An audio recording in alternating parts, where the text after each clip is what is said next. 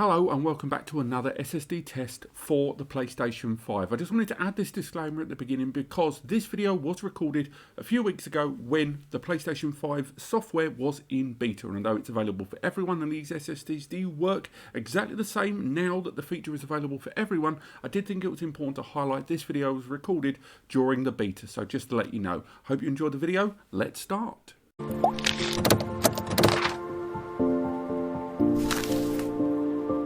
Hello and welcome back, and that's right, it's time for another PS5 SSD test, and as the title card suggests, this is for the Sabrent Q4 SSD.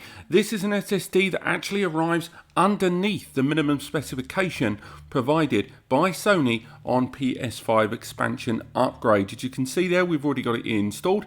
We've installed a bunch of games and moved a bunch of games over that we're going to be testing today. This is our second stage test of this drive. I will also add, before we go any further, that when I was migrating the games over for this video, the fans on the PS5 definitely ramped up higher. In fact, right now you can kind of hear the fans in the background ramping up. Now, I am using this SSD with a heatsink on board, but if I bring the mic a little closer, so I'm going to bring this mic within a foot of the PS5, as you can hear there, the fan is ramping up on that SSD. Now, I've never seen that happen before in any of my tests. Now, I'm going to continue conducting these videos, but I've got to say, that is not a good sign. And clearly, even though this SSD seemingly did well in our previous testing, I query about the temperature of this SSD moving forward. So, what I'm going to do is I'm going to conduct all of these tests as before, but even though I've moved all of those games over and committed to quite a large amount of write activity on this SSD, I'm going to give the PlayStation a little bit of time to cool down, but I wanted to include this as, frankly, this is not a good sign for this SSD inside the PS5. It was already under the recommended minimum threshold, but given that just by migrating that 200 odd gig of data over to it is causing the fans on the PS5 to ramp up this much, even with the Sabrent heatsink on top, is some idea about this SSD and why it is not going to be suitable for today's test. But nevertheless, I'm going to give the PS5 a little bit of time, maybe 5 minutes, just to cool down a little bit there, and then we're going to resume filming. The clock there at the top right of the screen, you can see there, 16:31. Let's give it 5 minutes exactly to cool down before we resume the rest of the test. Once again, I'm going to bring it closer because it is cooling down a little. But nonetheless, I can't help but get the impression, even though those fans are starting to ease, that we are not going to be looking at some great performance results today. But it's still early doors. It did do well with the bulk of our previous tests before with Demon's Souls, Ratchet & Clank, Resident Evil Village, Doom and GTA 5. But in today's video of Oddworld, Subnautica, In Rays of the Light, Star Wars Jedi Fallen Order and Borderlands 3, it's going to be interesting to see.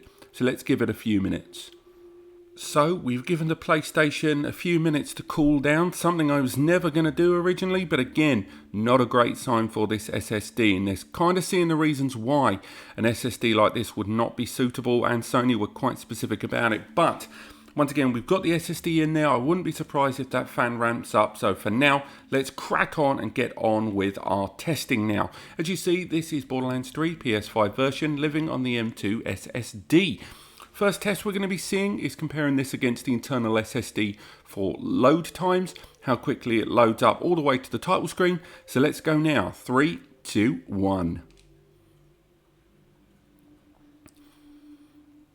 And while it does that, it's worth remembering for those that played Borderlands 3 on the PS4, or even for those that didn't, the load time on this game is insane. It just takes forever. On the PS4. On the PS5 revision of this game, definitely things have improved markedly. It was one of the key observations that people had when they upscaled to this version. And now we're going to load this game to the title screen and see how the Sabrent Q4 measures up. Now, right now, we'll see where Claptrap goes, but it definitely took a pinch longer than previous games. It's easy to monitor that compared to the other SSDs at least. because of how long Claptrap took to get across the screen and the fact that he got a second run. Other SSDs barely let that happen. But again, this is the more economical PCIe4 Rocket Q4 using the 4-layer NAND, the QLC NAND. So, we're at the title screen now. Let's make our way into the save game for the second test in Borderlands 3. It's going to sign us in. That's why we never count this bit. And we're going to load the game directly from the title screen and compare it side by side with that of the internal PS5 SSD recorded previously. Let's go with it. 3, 2, 1. We're going to be on Pandora, one of the early areas of the game. And again, we're just going to see how they compare. We're going to do a bit of driving around within this as well, just to see if there's any distinction there between them. So I'm going to go ahead and load a car into the game. And then from there, we're just going to drive in and see if we can force the game to load in any low poly textures, any pop there in the distance. We're just going to be pulling from that SSD because it still has 5,000 megabytes per second sequential read there. So in theory, it should still be absolutely fine. But we're looking for low textures being drawn in from the background. We're looking for draw distance being affected. We're looking for frame rate drops. Anything that is a warning sign about the suitability of this SSD. Right now, the fan on the PS5, I can hear it a tiny bit, but not too much. It's certainly higher than, once again, I've heard in other SSDs, but this is still a recommended performance SSD, so we kind of expect that. We're including this test anyway, but again, it seemingly has worked fine for everything we're trying to do here, and for me personally, I'd say this was a success. So let's come out of this game and make our way into the next test, which is Star Wars Jedi Fallen Order. This is a game that we're not going to be testing from the title screen, largely because it is riddled in publisher logos and non-skippable elements. There's also connecting to the EA servers, all of which are just variables that are just not going to make it in any way, shape or form easy to compare against the internal PS5 SSD. So we've got two tests. Just like our other videos, we're loading from a save spot and we're going to load into a training mission, both of which require loading of very different individual assets and also allow us to bench test the performance of the textures on a lot of these characters, because again, there's a lot of heavy lighting in these games as well, hence where the ray tracing really kicks in there. So we're about to be at the title screen. Again, I'm not noticing too much of a different load there, but again, we're not comparing that. But for now, let's load into the game. 3, 2, 1.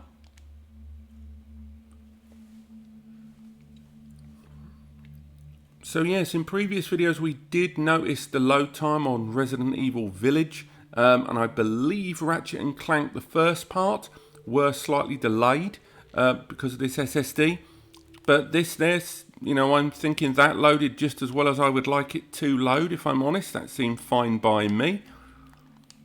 And again, as we make our way into this top area here, we've got some enemies, we've got a bit of AI to play with there. It's got quite advanced AI, this game. So it'll be interesting to see that the game doesn't have any kind of slowdown there for that. But again, we'll go ahead and play with some of these settings while I'll learn to actually play a game. Remember, there is a slight second delay because of the capture card I'm using, so it does make a lot of the playing of these games for you guys very difficult. But you didn't come here to watch me play games, you came here to watch the games loading there and the textures and more. But for now, what we can do is make our way back to the meditation area there, and then from there, what we're going to do is load into that training mission, whereupon from there we are going to be able to see if it loads just as well in that feature. Let's carry on. Sorry about the dark areas here, it's a bit beyond my control without messing with the contrast too much. But for now, let's go into the training mission. It's going to be Kashyyyk, and we're only going to go for a couple of layers of this mission, where from here we're going to be able to bench test how it compares with the internal SSD, unsurprisingly. Again, the Sabrent Rocket 4 Plus did very, very well. I'm going to be interested to see how this SSD fares. But for now, let's load in. 3, 2, 1.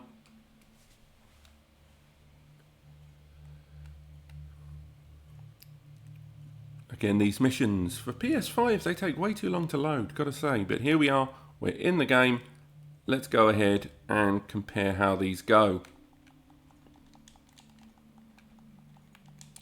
But for now, quite pleased with how that goes.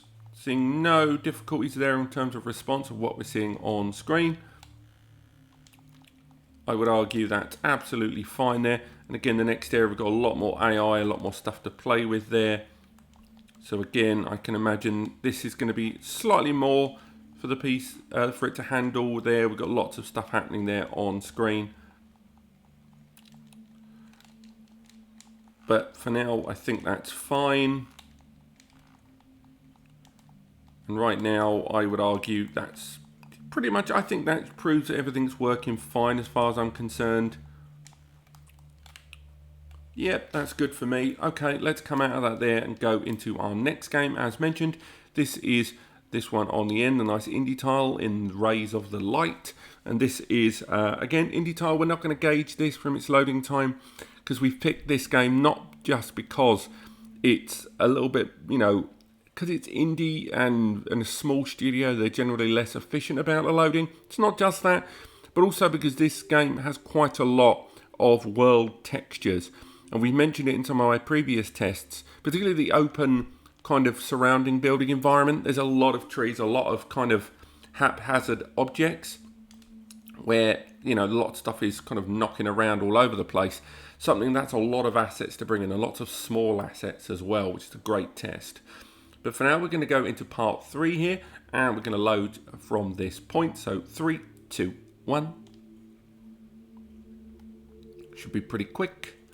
And there we are now in that section of the game. Lovely quick response there. We can make our way back into the outside world quite fast. And from here, we can look at all of the assets all surrounding us there. So again, it's a big open area. Many people have compared the surrounding environment here to the likes of The Last of Us. Again, I believe this was one of the kind of Steam early access kind of games. And it's, you know, been described as a walk-in simulator, which generally means although you're moving quite slow, it allows the game to pull in assets quite quickly. I think for here, I'm looking for mainly if there's any texture pop. I'm looking to see if any of the kind of stuff that we're looking at is in low res and doesn't transfer into high res quick enough. And also looking at frame rates, but things seem to be running absolutely fine by my mind. A lot of the distant textures there, like that building there. We go towards it. We can see how quickly this game loads in a lot of the lower textures and also kick out the lower textures in favor of the high. But it does seem to be running fine by my mind, and I'm not feeling any kind of lack of response or noticing any of these textures not really playing the game. But for now, I'd say this is absolutely fine, and we can make our way into our next game there. There we go. We've got a weird object there and light bouncing off of it. But let's come out of Rays of Light and go into the other save, I should say. And from this one, we can go into the fourth save. Again, more of a contained but heavy light environment. Let's go into it here. 3, 2, 1. And this is a short while later into the same game. Again, this game kind of, again, it's more narrative driven about, you know, nuclear bunker kind of very sad story from what I've seen so far. But I'm feeling like the frame rate has dropped slightly there. It's recovered since, but it definitely felt, particularly in the turns. I know it's a bit pixelated for you guys, but I'm feeling the frame rate is starting to stutter, and I can hear the fan on the PlayStation is starting to hum up a tiny bit. I'm not going to move the mic closer to it again until you know, the fan really does start kicking in. But certainly the fan on the PlayStation has leapt up a gear as that frame rate started to drop a little bit there. I know it's very hard to make that out in the 1080p compressed side by side that you guys are looking at, but nonetheless, just leave it there. The light on the game, that's meant to flicker there, don't worry. But mostly okay, but I'm definitely feeling a little bit of resistance there. Let's come out of that game and go into our second to last game, which is Subnautica. And Subnautica, again, originally a PS4 title, have been upscaled to PS5. We will be featuring No Man's Sky in another barrage of testing later down the line. But this is one we're looking at loading the creative mode from here, because there's lots of assets. And as mentioned in previous testing involving this game, one of the things I like about this is it's got a nice loading screen that we can monitor assets as they load side by side. So if we go with it going forward there, we can have a look at all of those assets side by side with the internal PS4 SSD. I know you guys can see it, I can't. There doesn't feel like there's much of a difference there. The assets seem to be loading. There might be a slight difference, but not too much from what I'm seeing there.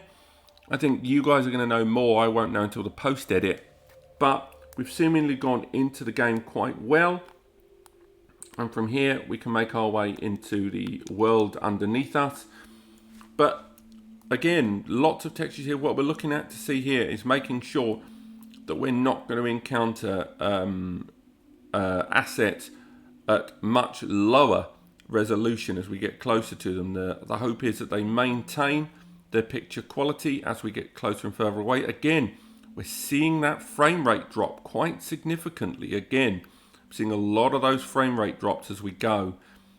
And again, the fan on the PlayStation is certainly going higher than we've heard it previously. And as we go through here, I'm definitely feeling like this SSD is being pushed quite hard, even in these arguably more pedestrian graphic handling tasks. Yes, this is an open world game, so there's a lot of assets to contend with, but still, I kind of assumed things would be a little smoother for a game like this than I'm feeling there in terms of frame rate. Something that I've not seen anything from the other SSDs kind of involve previously. But for now, let's go ahead and go into our final game, which is Oddworld Soulstorm. There we go. Right now, my oxygen efficiency is going down. Let's come out of that game before my character absolutely bites the bullet as we go into our final game there. Now, again, we're not measuring the loading time of this game because there's publisher logos, etc., but we are looking at loading the game directly from here. And we're going to see how it loads into an early segment in the game with lots of background assets and lots of lighting effects as well. 3, 2, 1.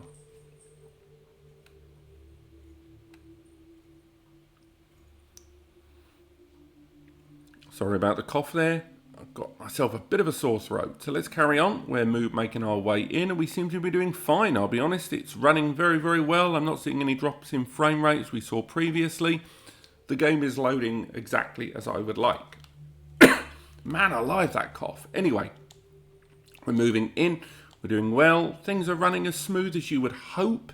Again, this is a 2.5D game, so there's an argument that this wouldn't be as challenging, but this is a game that should load quickly. So if I die, the theory is it should load me back into the game nice and quick, some of those early assets. But right there, that felt about right, although arguably maybe this might not be the most challenging game for that. It's a good demonstration of some of the lighting effects and some of the set pieces which will rely on assets being drawn from the SSD. Man, do you know what? I don't know whether I'll cut those coughs out or just keep them in to show you guys that I really have done a lot of videos recently and it's doing me in. But for now, let's carry on, let the character die there. I think for now, the world building, that's fine. We've got the lighting. Everything seems to be running fine. The set pieces are moving how I would like them. I think that's good enough test for me. Let's make our way back to the XMB and transfer these games back and summarize everything we've seen today. So, if we move these back, we can take a little moment to talk about, move the games even, not content management. Let's talk about this SSD, what we've learned, what we think all the way through. No doubt, as I move this data across, this is going to be heavy read from the internal, Sabrent Q4 SSD and heavy write to the internal SSD. But still, this is going to be a lot of activity for that SSD. And it wouldn't surprise me if that fan is going to jump up, because it does still have a little bit of a heat impact, even in reading. It isn't just about write. But I'm including this SSD in my testing, I should say, because Sony have given that minimum 5,500 megabytes per second performance threshold for their SSDs. However, as we go back into the screen there where we can look at the SSD from the official pages, we can see with this SSD, that it already has lower performance, not only just recommended at a write of 3,500, but a read of 4,900, 600 megabytes, even at peak less than the recommended minimum.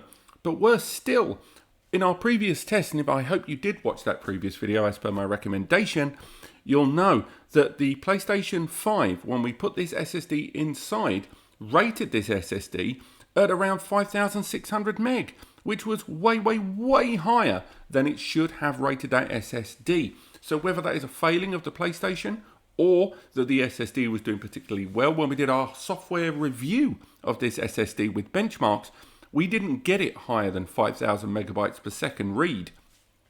So I have no idea how the PlayStation pulled those kind of numbers. But for me, this SSD, it works good as a test, and unless Sony change their policy when the software firmware update is out of beta and in full release, I would be reluctant to get this SSD for my PS5 in a big, big way. I've said it in previous videos and I'll say it again. Stay above 5,500 megabytes per second, but ideally aim for 7,000 because games are going to get faster. And just because your SSD is the same speed as the internal SSD doesn't mean you're not going to see benefits by going even higher. And given that the slot this that the PlayStation 5 has as an expansion slot is PCIe Gen 4x4, that means that you can get up to 8,000 megabytes per second throughput. That's the bandwidth you're playing with there. So why not go for an SSD that can give you 7,000 or more, and therefore you'll feel the benefits of that SSD later in the system's life. Something this SSD today just won't give you. Go for the Sabrent Rocket 4 Plus. That is the one I recommend. I'm going to have a large glass of water and maybe take a break from these videos for a little bit so I can get my voice back. Thank you so much for watching. I hope you enjoy these videos, and if you do, click like. I apologise for the coughing in this video. I will try to get them out in the edit. Hopefully I get rid of them all. If you have enjoyed this video and want to learn more, do subscribe. We are covering as many SSDs as possible in this beta on the run up to the full firmware release of using the SSD expansion bay, and I want to make sure that we've tested all the SSDs as much as possible to make sure that you guys are getting the right SSD for not only your upgrades, I want to get the right one for me as well. So do go to the links in the description which go towards the recommended SSDs and the best of the best right now, as we move through the league table in which are the best ones to go for. There's also links to heatsinks and other guides, and of course links to the free advice section over on NAS Compares. I recommend you check that out, as we will help you with every kind of data storage need you have, and we do it for free. We don't do anything with your email. There's a donate button, but you can ignore it if you like, and it's manned by two humans, me and Eddie the web guy. It might take us an extra day or so to answer your emails, but we answer every single one impartially and to the best of our ability. Check that out. Otherwise, thank you so much for watching, and I'll see you next time.